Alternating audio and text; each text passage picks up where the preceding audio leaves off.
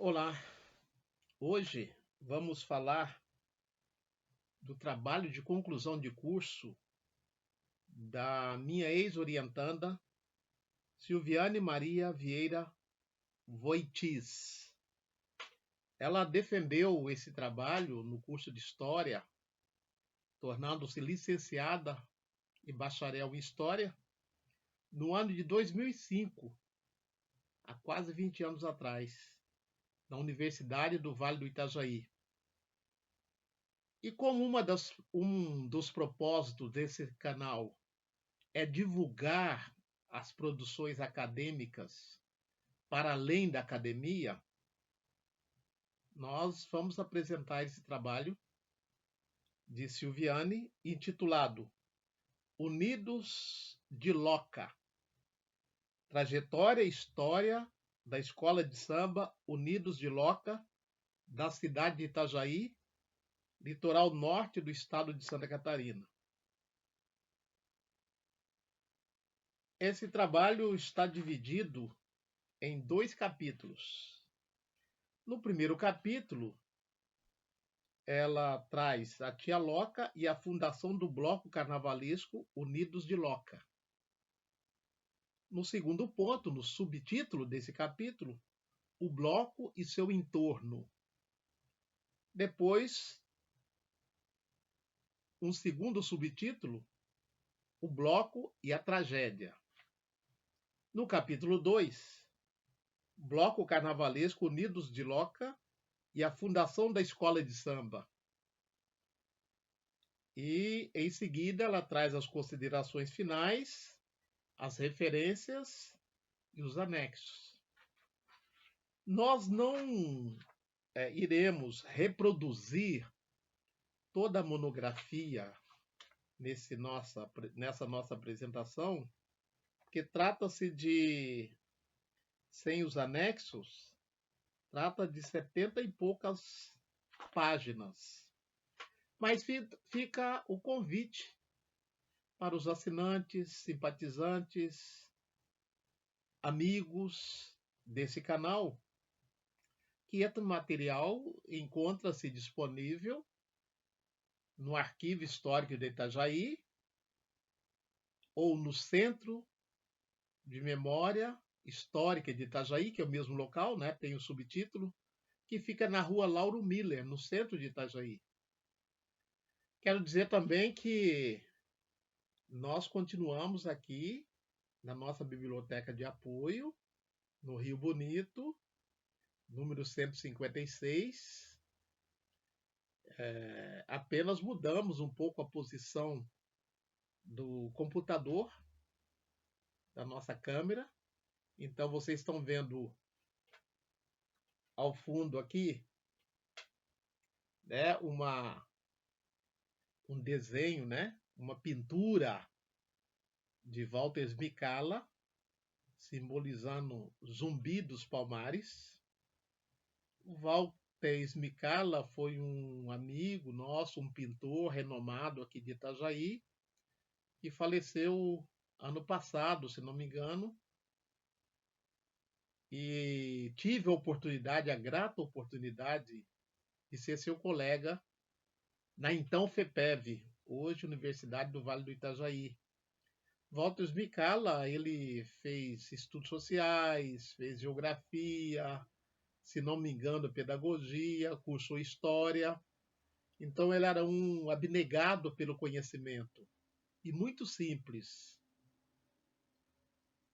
E na época eu tinha uma capa de um livro de história que era essa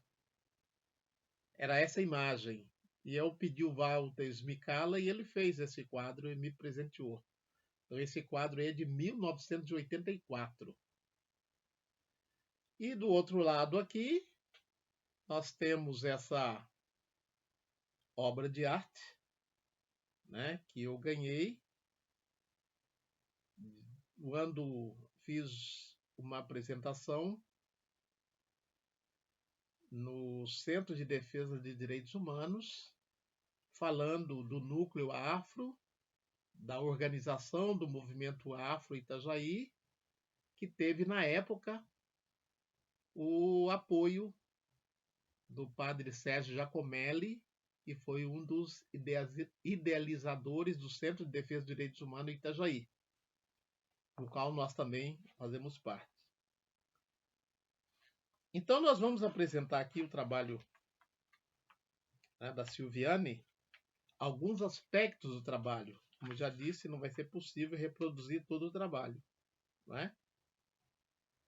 Então, ela abre o primeiro capítulo dizendo o seguinte: no contexto em que se refere à cultura afro-itajaiense, existe uma pessoa que, conforme percebi em minhas pesquisas para a construção desse trabalho monográfico, teve uma grande importância na preservação e abrilhantamento da cultura do carnaval em Itajaí na segunda metade do século XX, a Tia Loca. Quem é essa? Mulher de personalidade forte, espírito guerreiro? Por muitos anos, festejou com alegria o carnaval em nossa avenida, com uma garra e determinação, juntamente com as cores de suas fantasias e sua alegria de viver, fazendo sempre o carnaval realmente ser um momento de descontração.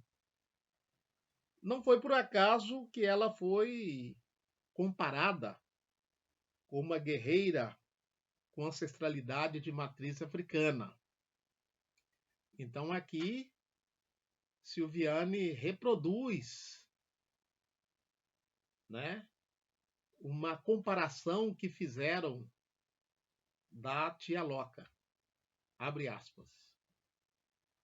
Enquanto ouvia o depoimento de Tia Loca, fiquei relembrando a resistência da mulher na história do Brasil,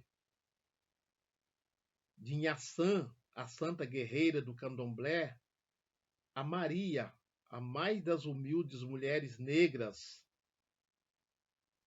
como nos sugere a música Maria, Maria, de Milton Nascimento, que me chega aos ouvidos enquanto transcrevo a fita cassete. Essa música, proveniente da descontraída vizinhança neste bairro periférico de Itajaí, que é o conjunto habitacional Coab Rio Bonito 2, São Vicente, Itajaí. Fecha aspas. Então essa foi a transcrição que Silviane fez do autor do livro Negras Memórias, produzida e publicado em 1996. Nesta obra, o autor entrevistou várias pessoas negras de Itajaí, homens e mulheres, afrodescendentes, que rememorizaram a festa de Nossa Senhora do Rosário. Aliás, esse livro, Negras Memórias, encontra-se disponível na Biblioteca Pública de Itajaí, no Arquivo Histórico e também para compra na estante virtual, até um preço acessível. Quem tiver interesse, dá uma passadinha na estante virtual que vai encontrá-lo. Continuando então a leitura do trabalho de conclusão de curso de Silviane. Odaí Silva da Rosa, Dona Loca, procurando no dicionário se haveria algum significado para a palavra loca, encontrei o que dizia o seguinte, abre aspas, esconderijo do peixe sobre uma pedra, debaixo d'água. Disse Silviane. refletindo sobre o significado dado pelo dicionário e assistindo a um vídeo em que ela dava uma entrevista, um vídeo amador, retratando os preparativos da Festa do Rosário no município de Penha, no ano de 1991. Percebi que tia Loca era uma pessoa muito meiga e carismática. É provável que os que lhe vejam sintam-se cativados apenas com seu encantador jeitinho de falar. Essa clareza em suas palavras me representou a pureza das águas, comparando com a deusa do rio Oxum, da religiosidade de matriz africana. Quanto ao esconderijo de peixe, provavelmente trata-se dos desafios sempre ultrapassados que ao final dispensam os esconderijos. Note-se a relação controversa dessa afirmação. Uma pessoa que é franca não precisa esconder-se, pois foi a concepção que escolhi para representar a tia Loca. Alguém que sempre lutou pelos seus sonhos. Talvez esse apelido não tenha um significado para aqueles que o colocaram, mas como pretendo aguçar você, leitor, a conhecê-lo, também fiz essa reflexão. Então, tia Loca era uma mulher forte, como já foi dito aqui, e ela tinha muitos filhos, como será apresentado alguns deles aqui, sobrinhos, netos, bisnetos, mas era conhecida como tia por todos aqueles que a conheciam, pelo fato de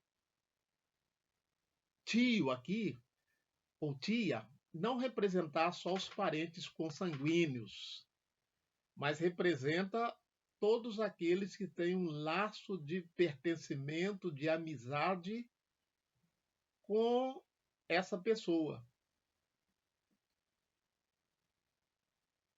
Ney Lopes, falando das organizações carnavalescas do Rio de Janeiro, no início do século XX, ele fala justamente sobre essa categoria, ou esse conceito tias.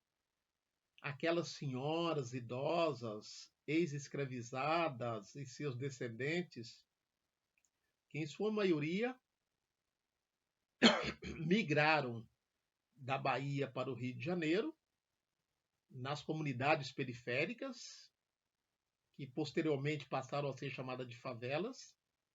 Ali se instalaram, faziam organizações, sambas nos finais de semana, comidas coletivas, como angu à baiana, mocotozada, feijoada, e elas ficaram conhecidas como as tias. E foram elas as responsáveis pelas organizações das primeiras escolas de samba. Tia Ciata, de uma localidade no Rio de Janeiro que chamava Pequena África. Tia Zica, Dona Zica e tantos outros. Então, essa categoria tia na cultura afro-brasileira é para simbolizar essas senhoras caracterizadas, sobretudo, pelo desprendimento, pelo acolhimento, pela sociabilidade, como nós veremos em alguns depoimentos sobre tia Loca.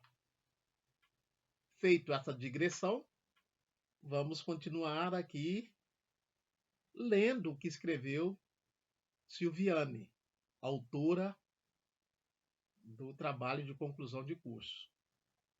A tia Loca nasceu no município de Penha, a 18 de setembro de 1925. Filha mais nova, entre 9 irmãos. Veio para Itajaí ainda quando pequena. Casou-se com José Pereira da Rosa, com quem teve 8 filhos. 2 dos quais 3 faleceram. Júlio da Rosa, falecido ainda pequeno. José Pereira da Rosa, filho, faleceu no ano de 1970. Algo muito marcante para a mãe. Foi vítima de um afogamento. E Márcio Roberto da Rosa, filho caçula, que embora não fosse casado, tinha um filho. Márcio faleceu a 15 de outubro de 1998. Os outros filhos foram Maria Raquel da Rosa Lima, casada com Davi Lima, Celso Luiz da Rosa, viúvo e casado atualmente com Cristina da Rosa, Rosana da Rosa Laguna, casado com Mário Sérgio Laguna, e Maurício Renato da Rosa, casado com Eliane Maria Cordeiro da Rosa. Pelo que me parece aqui, faltou alguém. O João Antônio da Rosa, também um dos filhos da tia Loca, né? Faltou aqui a Silviane, né? Talvez passou batido. E além desses filhos consanguíneos, a tia Loca, criou Marcelo da Rosa, seu sobrinho, e Sandro Roberto Gonçalves, de quem era apenas conhecida, e outros que mais tarde retornaram para suas casas. Então, o acolhimento do qual nós falamos, que caracterizam as tias, acolher as pessoas necessitadas, mesmo que não tenham grau de parentesco. Continua Silviane. Pelo que pude perceber em minhas entrevistas,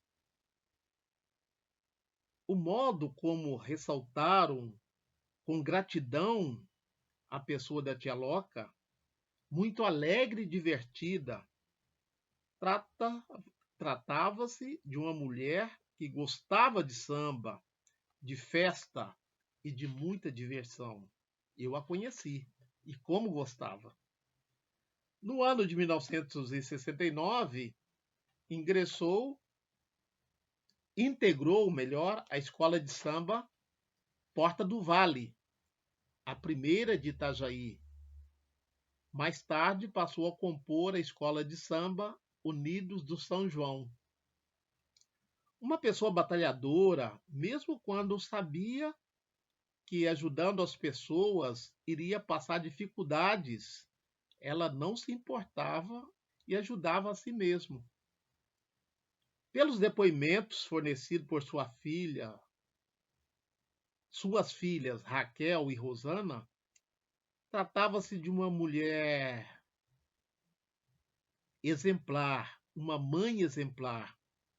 Comparecia às reuniões escolares e não deixava de averiguar as diferentes perspectivas das eventuais acusações, o que engendrou defesas e reclamações.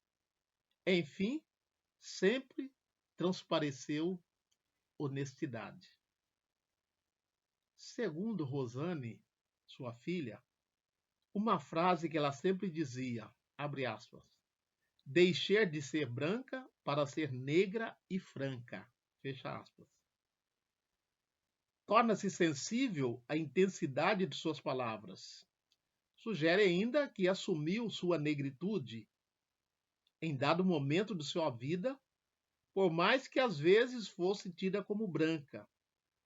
Além disso, tratava-se de uma pessoa muito vaidosa, companheira, sempre calma. Criou os filhos com muita educação. No ano de 1970, fica viúva. Para tia Loca, não havia distinção. Todos que ali chegavam eram tratados como membros da família, utilizando as palavras de uma de suas filhas, Rosana. Observamos a seguinte descrição. Então, aqui Silviane faz a descrição da tia Loca a partir de um relato de uma das filhas da Rosana. Abre aspas. A mãe era conhecida por ter um coração muito bom. Por exemplo, uma sobrinha tinha problemas, então os filhos eram mandados para a mãe criar. Uma sobrinha engravidava, a mãe ficava com o filho da sobrinha, cuidando. Uma amiga nossa brigava. Fica aqui na mãe, dizia. Se passava um mendigo, ela não dava comida na rua. Ele entrava dentro de casa e comia na mesa junto com ela. Passava uma pessoa doente, ela colocava dentro de casa,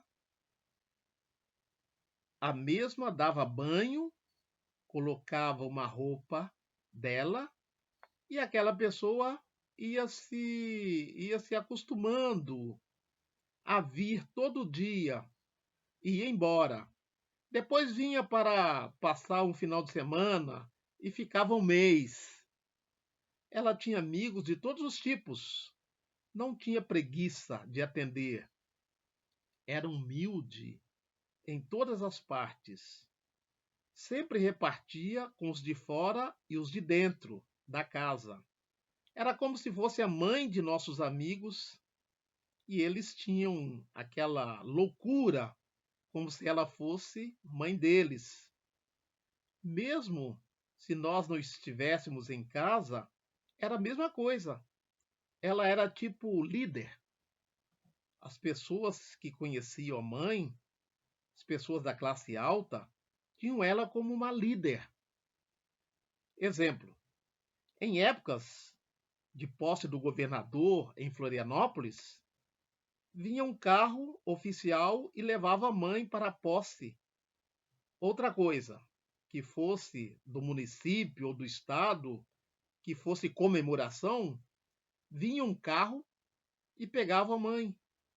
Até com política ela mexia. Igual hoje, tinha brigas de partido e a minha mãe não era partidária. Ela se dava com todo mundo. Fecha aspas.